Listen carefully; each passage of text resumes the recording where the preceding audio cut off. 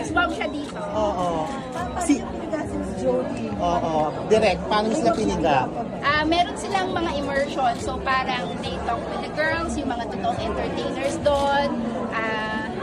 May dance lesson sila from Joy Calcio herself. So para lahat pinagdaanan nila para mabigyan ng justice yung mga roles nila. And they did very good.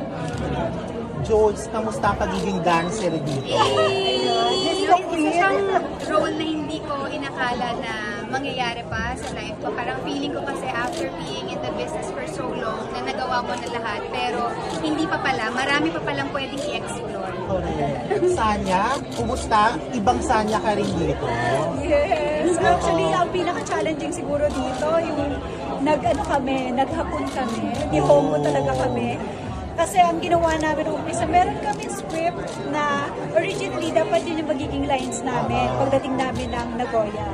But bilang sobrang lalim ng pagka-translate niya sa Hapon, meron binago doon on the spot. So we have, I think we only have 2 days, 3 days to prepare lang para ma-memorize namin yung Hapon namin na yun. Pero maganda naman kasi nung nagawa namin siya yung umiyak yung mga Hapon din mismo. So, naiintindihan nila yung Hapon namin.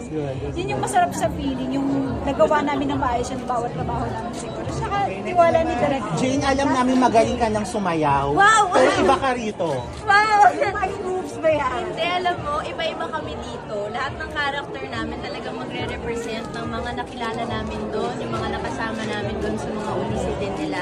And nakakatuwa na isa ako doon sa mga representative na yon. And syempre giniw ko, hindi tayo babawi. Di ba sabi nga ng sex bomb, lalaban tayo. So, Miss Carly, sabi nila pasabog ka raw dito. Ay, oo naman. of course! Oo. Of course, Bilang Mama Sari. Correct.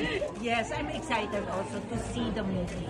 And syempre, papasalamat ako sa inyong lahat dahil ipapasabog ninyo lahat ito. Magandang pelikula na to sa social media at kung saan. Thank you, ma'am. Thank you so much. Okay. Okay, Ate.